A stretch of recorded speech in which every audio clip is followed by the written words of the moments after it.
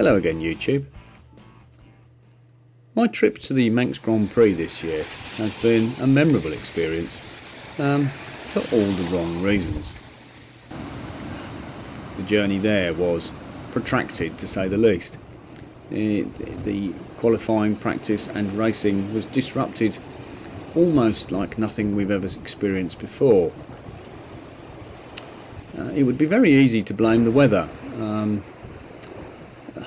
It was indeed rough, really wet, really windy. But that's only part of the story. As well as the weather, some might equally lay the blame at the foot of the new arrangements for racing at the Manx Grand Prix. The setup has changed in recent years. It is no longer the 2-week event that it used to be, and it's now been crammed into a much shorter space of time. Much like the cramming of events into the TT, this leaves very little room for manoeuvre when the weather inevitably plays its part. I've experienced weather-related issues here before. At 1TT, most of the racing took place on one day because everything had been pushed back. And these are some of the things you need to take into account when visiting an island in the Irish Sea. But no matter where you point the finger, whether it's to the weather, which you may or may not decide is part of a bigger global issue, or whether you point it towards the organisation and the scheduling, there comes a point when you have to ask yourself, is it worth it? For me, it's a 260-mile ride to the ferry. It's an extraordinarily expensive crossing, and it's extraordinarily expensive to obtain any kind of accommodation. I'm not directly criticising the cost of stuff, as I appreciate that hoteliers and the like have to fit probably 90% of their income into about 4 weeks across the sporting calendar during the year.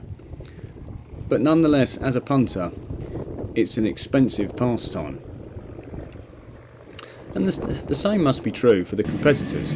You know, they take time out of their schedules. There is investment and cost involved in basically sitting around watching the weather forecast.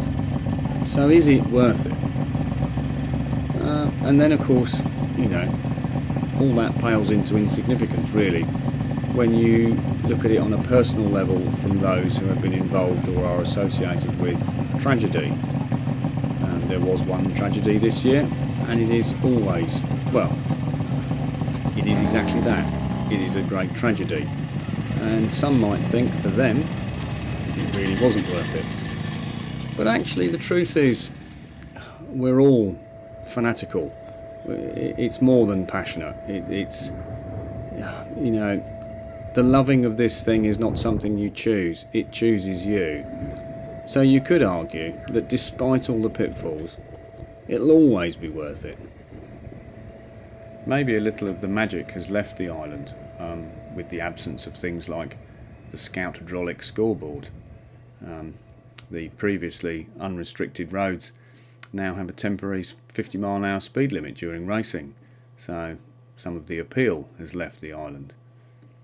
But despite that, and despite the sound of negativity that I seem to be exuding with my continually banging on about the weather and the delays, and the fact that for the first time in my life, on the way home I was physically seasick. Despite making many crossings across some pretty rough places like the Irish Sea and the Bay of Biscay, this is the first time I've ever actually physically been sick. That's how bad the crossing home was. But despite all that, I'll be back. I just can't help myself.